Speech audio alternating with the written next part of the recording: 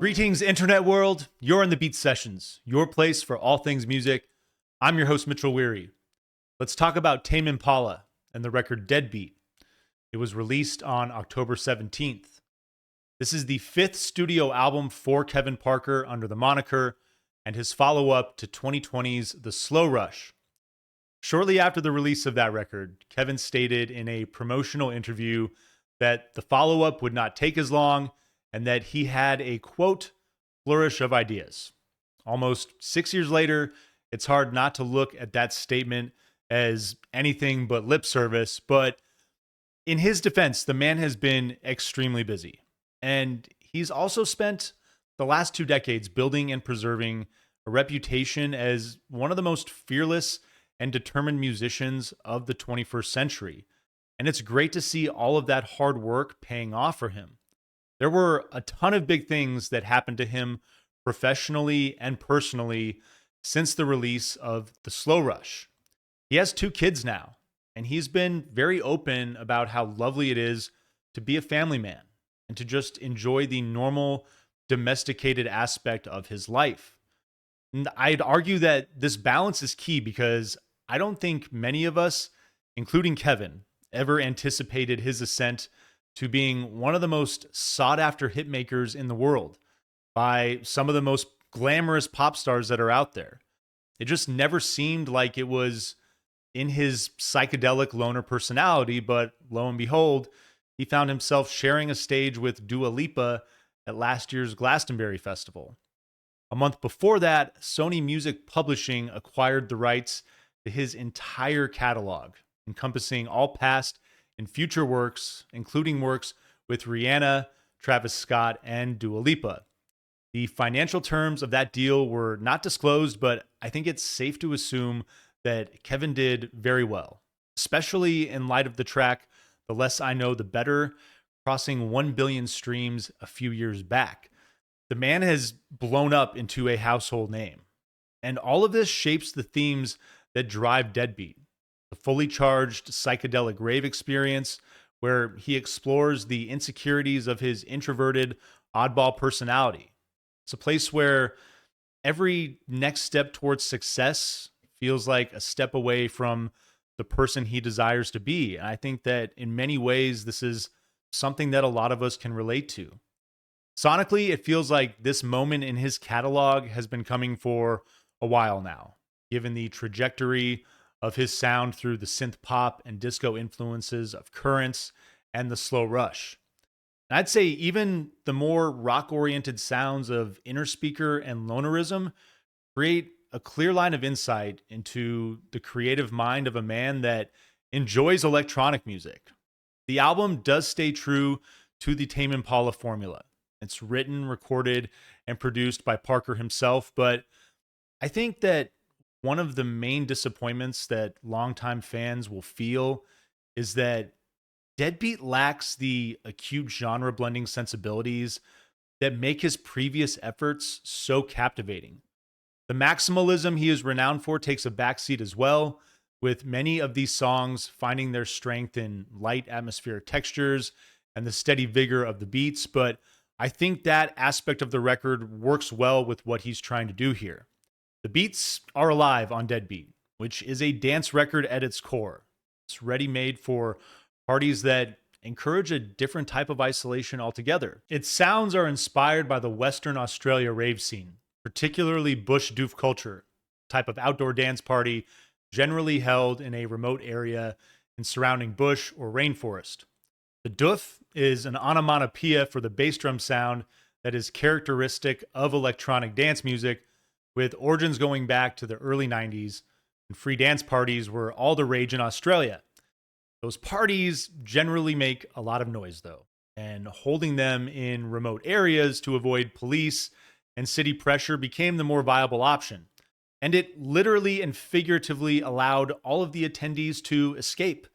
And the ocean is a no-brainer, in my opinion, for providing the ideal setting for this kind of event.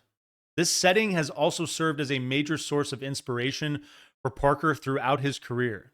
The tranquility of the ocean allowing him to get lost and immerse himself in the creative process. It makes sense that an album with the sonic qualities of Deadbeat would eventually emerge, in my opinion. His music has always functioned as a means for him to escape, especially to escape his insecurities, but that's where this project becomes ambiguous and puzzling, unlike any of his previous efforts. Thematically, the record is complicated, and I love what he's trying to do, but lyrically, it might be his weakest effort to date. Parker has spoken about how the record is a means for navigating and accepting past and newfound insecurities. But the lyrics seem to just simply show an emotional reversion where it felt like he was experiencing breakthroughs on the slow rush. For example, that album, it features the track Posthumous Forgiveness. It addresses the neglect he dealt with as a child, and in my opinion, it seems like he finds some reconciliation with his father's failures as a parent. But now that he has become a father himself, it feels like those insecurities have crept back in. Deadbeat, the album's title and cover, are a massive contradiction just in this context, but I would say in general. He appears so content on that cover photo, but in a GQ interview, he posits that giving the album the name Deadbeat, quote, felt so warm and comforting for the world to know that's how I see myself, end quote. I think this is just such an odd sentiment. I get having doubts about circumstances in life, but to have such a self deprecating view of yourself, it just doesn't seem constructive at all. My criticism, it doesn't stem from the fact that he's backsliding into previous insecurities, because we are all guilty of this. And I think to a degree it's normal. And I think becoming a parent is that big type of moment that makes you question a lot as well.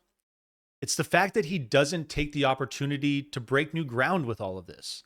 He's trudging through the same emotional swamps he always has without making an attempt to find any resolve with his current station. Deadbeat might be a better overall album, I could argue, than The Slow Rush, but at least at least he made an attempt to shed the heavy skin of self-doubt on that record. And then the self-loathing continues within the context of numerous existential crises the average middle-aged man might endure, and it's not long before the friction between the music and its themes become apparent. But this is where I think the album is thematically more complex, and this is what I admire. I would say more than anything that he's done before. I think that the album is meant to flourish within this dichotomy. For example, when I was hired to help open this tiki bar a few years ago, I was thrilled. But the experience soon became my personal hell. A place that was meant to be a means of escape ended up feeling like a prison for me. And I think that's where Kevin is trying to go with this record. I love the idea, but I think he misses the opportunity with the inertia of the lyrics, and it doesn't quite come off the way I think he wants it to. The music is fun here, but it was never going to be the element that made it stand out in a superb catalog. And if the lyrics had taken on a more approachable and universal quality, I think they could have added incredible depth to the sounds of a genre that rarely have this goal in mind. Unfortunately, there just isn't enough muscle from either element to deliver an album that carries the strength of his previous work. This album opens with the track My Old Ways. I will say that this one is a highlight for me. It opens with a lo-fi recording of a rollicking, jazzy piano. I love the ASMR element. It's like a simple recording in a bedroom with all the noise and crackles, and it's like it's done off an old cassette recorder. It remains minimal for the first minute with nothing but piano and vocals until the piano vanishes and vocals kick into high fidelity to boost the track with a simple beat, a touch of bass, and then that great piano lick. The beat is minimal to start, just bass drum and hi-hat, but there's other percussive textures that play around and develop before Kevin works in a little snare on that. Playful synth textures continue to build as the song gains momentum, leading to a synth solo that takes the track into the coda, incorporating the refrain back into My Old Ways again, while the music swells with intense additional synths that vaporize into a mellow finish. Your second track is entitled No Reply. You got these echoey, lo-fi percussion elements that briefly lead this one out before a groovy up-tempo and droning melodic synth is going to take over. The beat continues to develop with a variety of rhythmic textures while those synths evolve to build a light, heavenly atmosphere on this track. And there are moments where the textures dissipate, giving the track a minimal quality. And I like that. I think that it keeps the song engaging, and it's something that you're going to see pretty regularly on this record. I enjoy the way he finishes the vocals with a vocoder falsetto, leading into a coda that starts with a big jam, but finishes with a sorrowful piano piece that employs that rough lo-fi production. Your third track is entitled Dracula. You got these soaring monastic style vocals that open this one up. They're backed by a soft synth element that is synchronized with that vocal melody. An electronic voice bursts forth to usher in a thick, powerful electronic beat. Get that doof doof sound that genre refers to. The track quickly develops with soft laser-like synths that fade in and out, bubbly textures. There's bits of disco guitar and flashes of pinging synths that create a light, trance-inspired atmosphere. There are a few structural breakdowns to give it some variance, but the beat remains steady throughout. The chorus includes some playful, shimmering percussive sounds with the hook, "Run from the sunlight, Dracula, isn't the view spectacular?" While the song is really anything but, if I can just admit it. It's easy to listen to, it's catchy, but it's also easily the weakest moment on the record. It feels very just manufactured to a degree. Leads into your fourth track, Loser. I love this song. Gives us a little more of that familiar psychedelic feel that Kevin brings so well. Get some arpeggiated electric guitars that lead over crashes of rhythm, building together through the intro. The song ventures into a funky groove with the opening verse, the psychedelia accentuated by a balance of sharp, flickering synths and elastic ones as well. It's a great change of pace, a bit of rock and roll and funk that doesn't feel out of place, but it's not necessarily a song that's dance floor material like everything else around it. The track maintains the groove from start to finish, but feels like it's constantly transforming, and I really enjoyed how adventurous Kevin was with this track. Your fifth track is entitled Oblivion. This one comes out of the gate with a reverberating reggaeton drum beat and lofty vocals that match. Get these buoyant sci-fi synths that interrupt the percussion for a brief moment before they return to complete the opening build. The verses remain somewhat minimal, playing with a few layers of percussive elements and different vocal effects, while the chorus includes more ambient synth textures that give it a fuller body in those segments. There's a minimal breakdown of drums and vocals before the coda, allowing the sound of a gentle tide to weave into the song. And I love that element given everything that's going on with this record. Fluttering synths bring the full body of the track back, and it finishes with layers of vocals that are honestly reminiscent of Enya. That's immediately where my head went when I heard the end of that song. Your sixth track is entitled Not My World, fades in on a lo-fi house style beat and a synth that sounds a bit like a muted siren. The production is quickly altered into high fidelity as the vocals enter on a track that retains the minimalism of the open. His voice works in a deeper tone for the first few lines, but makes a significant shift into lighter territory after a brief pause. The beat fades as the song reaches the halfway mark, shifting into this fairy tale style landscape of bubbly electronic percussion. There's lots of hi-hat and droning synths that sound like a flute, honestly. Textures continue to build and evolve before a heavy beat overtakes the track to finish it out. It does a lot in 4 minutes, and this is definitely another highlight for me on the record. Your seventh track is entitled Piece of Heaven. You get these fluttering new wave inspired staccato synths that lead this one out, with vocals working in shortly after. This one feels like Kevin dialing into his love of New Order, and there's lots of cinematic flair attached to it as well. Elastic crashes and twinkly textures work in to enhance that kind of spacey 80s feel before the beat drops to give the song form. Deep bass drum and electronic claps sustain the track, while Kevin's bright vocals play into an ethereal feel that the title hints at, with a couple of moments where the beat drops, let these synths shine. I really like this little nuance. The song appears to end, but the coda resurfaces with this oceanic piano, vocoder vocals, and droning synths that swell with intensity. Your eighth track is entitled Obsolete. Opens with an island inspired acoustic riff on what sounds like a saz, a balama, and a poppy lo fi beat before the song emerges with full force. The balama sits in the background, a bit too much actually. I wish there was a little more balance with the production on that instrument and the synths and the bass that totally dominate the track. I really wish that he had made some adjustments with this element. The lead synth fades as the vocals begin, and the song finds redemption with the balama returning with a stronger presence. The beat drops, approaching the halfway mark, with the vocals and the synths building a bridge into the next segment that maintains the groove but shifts to a higher pitch. And then this section is going to finish the way that it started, with the beat dropping once more to signal another shift in the pitch of the rhythmic elements.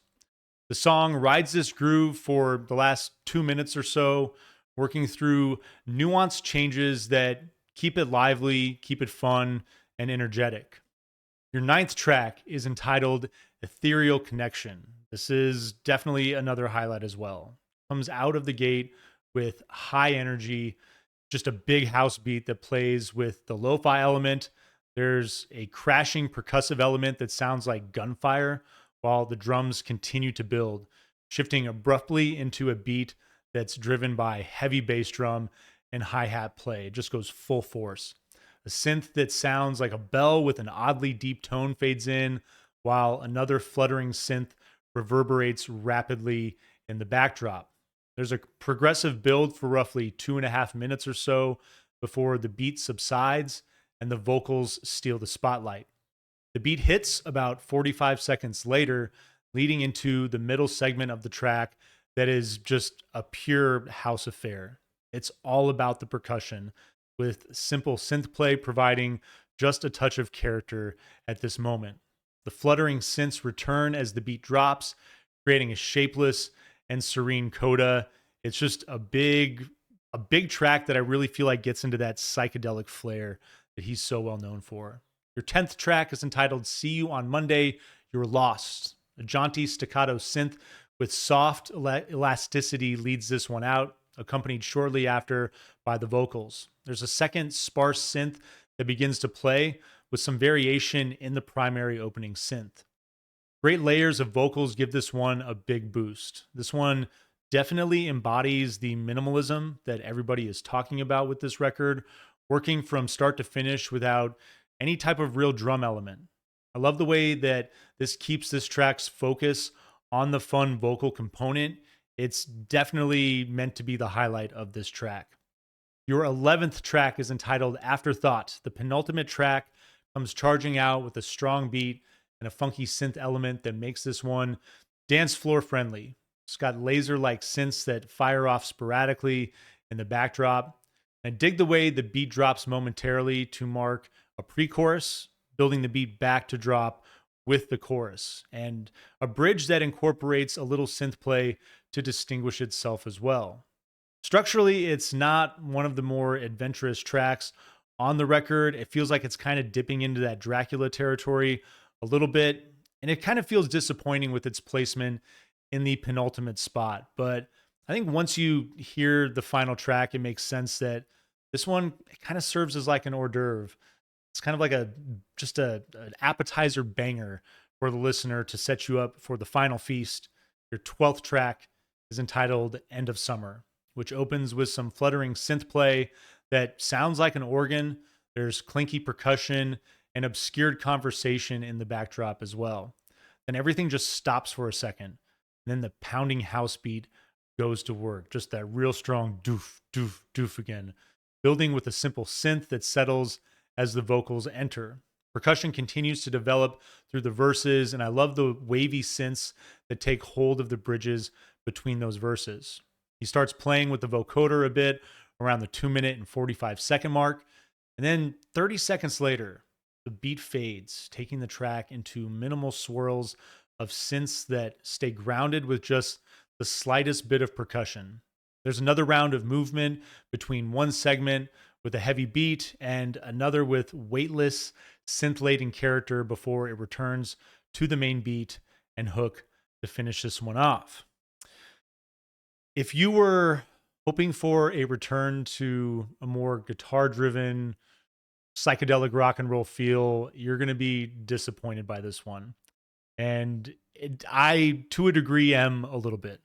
I've always admired Parker for his willingness to challenge expectations, but this record falls short with its lack of clarity, I think, in what it hopes to accomplish. It has heart, and the music is fun. I will give him that. And sonically, overall, the majority of these compositions are very well executed. But I think that the thematic nature of this record and what he's trying to bring, it just doesn't coalesce with the music the way I think he was hoping to. And for me, it just falls short in that regard. I think it's an album that, as far as the rest of his catalog, it's definitely going to sit at the bottom. It's not to say that it's a bad record, but this is a guy that has delivered some pretty epic albums in the last couple of decades. And given the span of time that has passed, given all the changes that have occurred in his life, I was just hoping for something that, not necessarily stylistically was different, but that allowed him to hone in on who he is now as a person, how he's changed, and to maybe give some more insight with what life is like at this stage versus previous albums, Lonerism in particular, where he was younger. And I think that's something that at that age many of us can identify with, but it feels like he missed out on sharing with us the ways that he has grown up. I'm going to give this thing a 6.5 out of 10. I'm kind of in vinyl purgatory on it. I will say that I think that this is an album that with a couple more listens might grow on me a little more. And I'm probably just going to have to vinyl please it, just because to not have it with the rest of the records in the catalog would just, I don't know. It just wouldn't seem right to look at the shelf and not see it there. But I hope you all enjoyed this record. I hope you find this review helpful as well. Please like this video, share it, subscribe to the channel. If you're feeling generous, drop a super comment or a super chat. All of that is very helpful in allowing me to blow this project up in 2025. Stay tuned throughout the week for more album reviews, and we will see you next time on the Beat Sessions.